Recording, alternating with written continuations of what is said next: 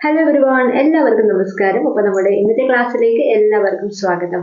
ഇന്ന് എടുക്കാൻ പോകുന്നത് തോട്ടവിളകളാണ്.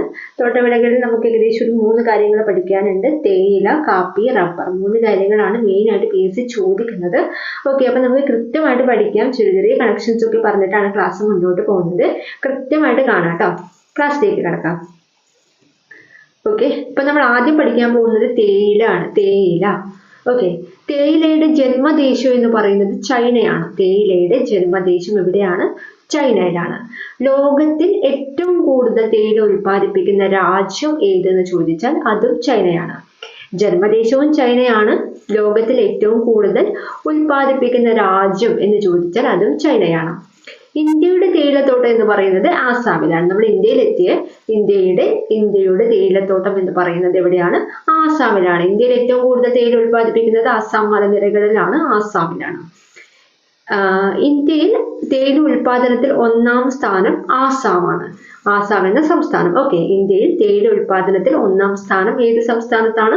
ആസാമിനാണ്. ആസാം എവിടെയാണ്? നോർത്ത് ഈസ്റ്റ് ഭാഗത്താണ് ആസാം, അല്ലെ? ഒരു T ആകൃതിയിലുള്ള സംസ്ഥാനമാണ് ആസാം എന്ന് പറയുന്നത്. 2ാം സ്ഥാനം എവിടെയാണ്? പശ്ചിമ ബംഗാളിലാണ്. തൊട്ടടുത്ത് പശ്ചിമ ബംഗാളാണ് 2ാമത്തെ സ്ഥാനം. അപ്പോൾ ഇന്ത്യയിൽ ഏറ്റവും കൂടുതൽ തേയിലത്തോട്ടമുള്ളത് ആസാമിലാണ്. ഇന്ത്യയിൽ തേയില ഉൽപാദനത്തിൽ 1ാം സ്ഥാനമുള്ള സംസ്ഥാനം എന്ന് പറയുന്നത് ആസാമാണ്. 2ാം സ്ഥാനം പശ്ചിമ ബംഗാളുമാണ്. ഓക്കെ, ലോകത്തിലെ ഏറ്റവും വലിയ തേയില വിപണന കേന്ദ്രം എന്ന് പറയുന്നത് ഗുവാഹത്തിയാണ്.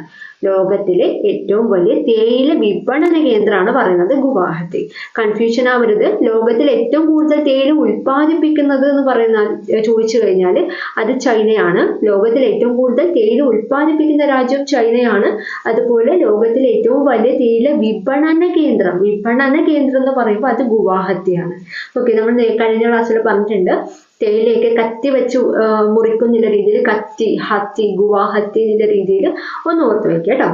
നെക്സ്റ്റ്, ഇന്ത്യയുടെ ദേശീയ പാനീയം ചായയാണ്. ഇന്ത്യയുടെ ദേശീയ പാനീയം എന്ന് പറഞ്ഞു കഴിഞ്ഞാൽ അത് ചായയാണ്. ജസ്റ്റ് ഒന്ന് ഓർത്ത് വെച്ചാൽ മതി. അപ്പൊ മെയിൻ ആയിട്ടുള്ള പോയിന്റ്സ്, ജന്മദേശം ചൈനയാണെന്ന് ഓർത്ത് വെക്കുക. തേയിലയുടെ ജന്മദേശം എവിടെയാണ്? ചൈനയാണ്. ഏറ്റവും കൂടുതൽ ഉൽപ്പാദിപ്പിക്കുന്നത് എവിടെ തന്നെയാണ്? ചൈനയിൽ തന്നെയാണ്. ഇമ്പോർട്ടൻ്റ് ആയിട്ടുള്ള പോയിന്റ് ആണ് നെക്സ്റ്റ് പറയുന്നത്. ഇന്ത്യയുടെ തേയിലത്തോട്ടം ആസാമാണ്. ഇന്ത്യയിൽ തേയില ഉൽപാദനത്തിൽ 1ാം സ്ഥാനം എവിടെയാണ്? ആസാമിലാണ്. ഇന്ത്യയിൽ തേയില ഉൽപാദനത്തിൽ 1ാം സ്ഥാനം ആസാമാണ്. 2ാം സ്ഥാനം തൊട്ടടുത്തുള്ള പശ്ചിമ ബംഗാളിലാണ്. നെക്സ്റ്റ്, ലോകത്തിലെ ഏറ്റവും വലിയ തേയില വിപണന കേന്ദ്രമാണ് പറയുന്നത്. ലോകത്തിലെ ഏറ്റവും വലിയ തേയില വിപണന കേന്ദ്രം ഗുവാഹത്തിയാണ്. കത്തി വെച്ച് മുറിക്കുക എന്നൊക്കെ പറഞ്ഞാൽ ഗുവാഹത്തി. ഇന്ത്യയുടെ ദേശീയ പാനീയം എന്ന് പറയുന്നത് ചായയുമാണ്. ഓക്കെ, അപ്പൊ ഇത്ര കാര്യങ്ങളാണ് തേയിലയുമായി ബന്ധപ്പെട്ട് നമുക്ക് പഠിക്കാനുള്ളത്. അതിൽ ഇന്ത്യയുമായി ബന്ധപ്പെട്ട കാര്യങ്ങൾ മെയിൻ ആയിട്ട് നിങ്ങളൊന്ന് നോക്കണം കേട്ടോ, കറക്റ്റ് നോക്കണം. നെക്സ്റ്റ്, കാപ്പിയാണ് പറയുന്നത്. ഇന്ത്യയിൽ 1ാം സ്ഥാനം കർണാടകത്തിലാണ്. കാപ്പി, അല്ലെ? കാപ്പി എന്ന് പറയുമ്പോൾ ഇന്ത്യയിൽ 1ാം സ്ഥാനത്തുള്ളത്, ഇന്ത്യയിൽ ഏറ്റവും കൂടുതൽ കാപ്പി ഉൽപ്പാദിപ്പിക്കുന്നത് എവിടെയാണ്? കർണാടകത്തിലാണ്. ലോകത്തിൽ ഏറ്റവും കൂടുതൽ കാപ്പി ഉൽപ്പാദിപ്പിക്കുന്ന 1ാം സ്ഥാനത്തുള്ളത് ബ്രസീലാണ്. ഓക്കെ, കാപ്പി ബ്രസീല്. അപ്പോൾ ഇന്ത്യയിലാകുമ്പോൾ കർണാടകത്തിലാണ്. അപ്പൊ കാപ്പിയൊക്കെ കുടിച്ചിട്ടാണ് നമ്മൾ കാറിലൊക്കെ വരുന്നത് എന്നുള്ള രീതിയിലൊന്ന് ഓർത്ത് വയ്ക്കുക. ഇന്ത്യയിൽ ഏറ്റവും കൂടുതൽ കാപ്പി ഉൽപ്പാദിപ്പിക്കുന്ന സംസ്ഥാനം എന്ന് പറയുന്നത് കർണാടകമാണ്. എന്നാൽ ലോകത്തിലോ ബ്രസീലാണ്. ലോകത്തിൽ ഏറ്റവും കൂടുതൽ കാപ്പി ഉൽപ്പാദിപ്പിക്കുന്നത് ബ്രസീലിലാണ്. ജന്മദേശം എത്യോപ്യയാണ്. അപ്പൊ ഇത് 3ഉം വേറെ സ്ഥലമാണ് പറയുന്നത് കേട്ടോ. അപ്പൊ അതുകൊണ്ട് മാറിപ്പോകരുത്, കൃത്യമായിട്ട് നോക്കണം. ജന്മസ്ഥാനം എത്യോപ്യയാണ്.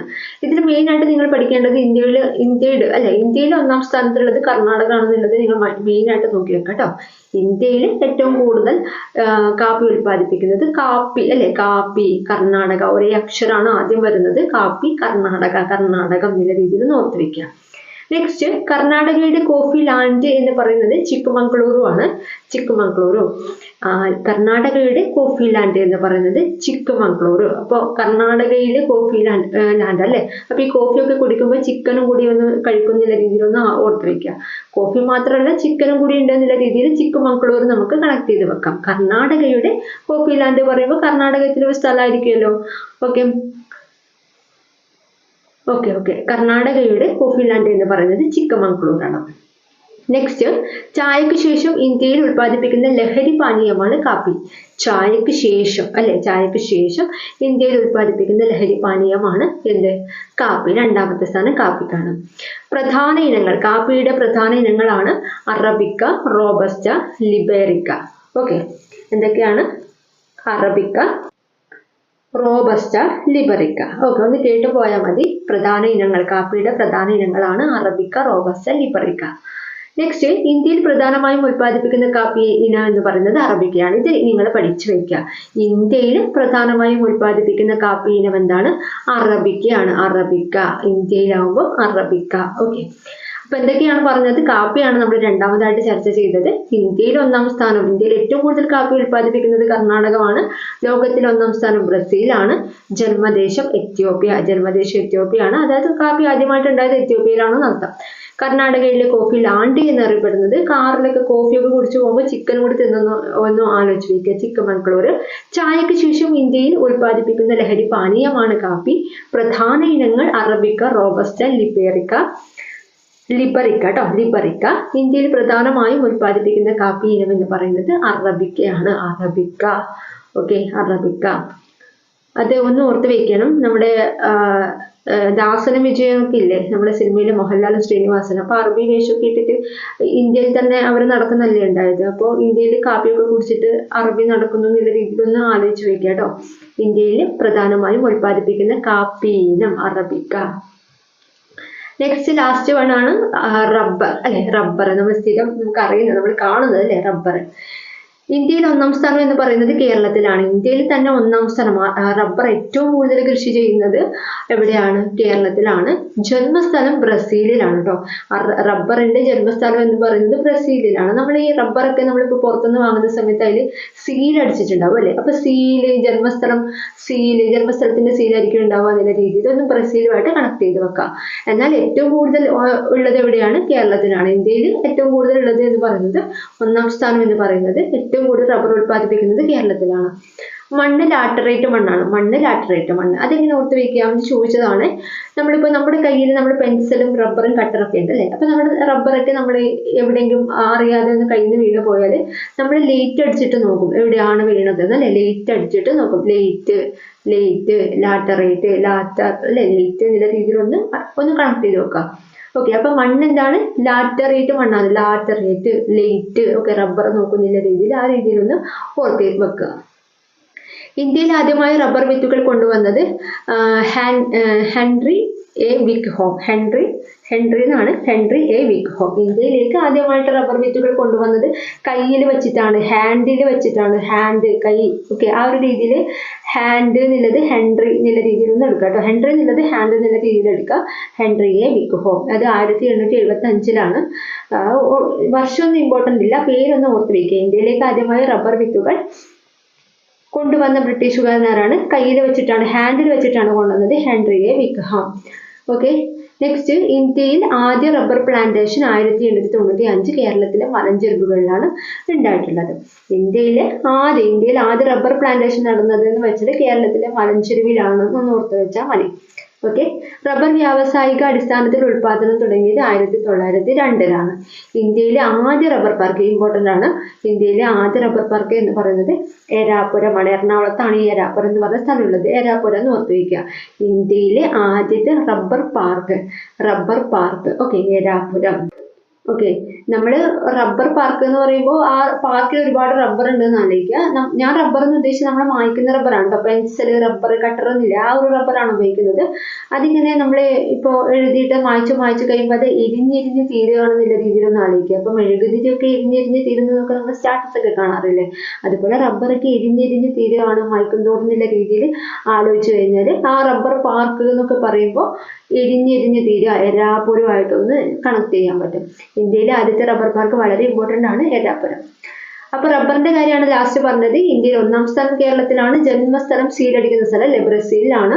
മണ്ണ് ലാറ്ററൈറ്റ് മണ്ണാണ്, ലേറ്റ് അടിച്ച് നോക്കുന്നു പറഞ്ഞു. ഇന്ത്യയിലെ ആദ്യത്തെ റബ്ബർ വിത്തുകൾ കൊണ്ടുവന്നത് കയ്യിൽ വെച്ചിട്ടാണ്, ഹാൻഡിൽ വെച്ചിട്ടാണ്, ഹാൻഡ് വിഗ്ഹാം. ഇന്ത്യയിലെ ആദ്യ റബ്ബർ പ്ലാന്റേഷൻ 1895 കേരളത്തിലെ മലഞ്ചെരുവിലാണ് ഉണ്ടായിരുന്നത്. ഓക്കെ, നെക്സ്റ്റ് എന്താണ്? റബ്ബർ വ്യാവസായിക അടിസ്ഥാനത്തിൽ ഉൽപാദനം തുടങ്ങിയത് 1902 ഇന്ത്യയിലെ ആദ്യ റബ്ബർ ഫാക്ടറി എന്ന് പറയുന്നത് ഇരിഞ്ഞെരിഞ്ഞ് തിരുവ ലേരാപുരം.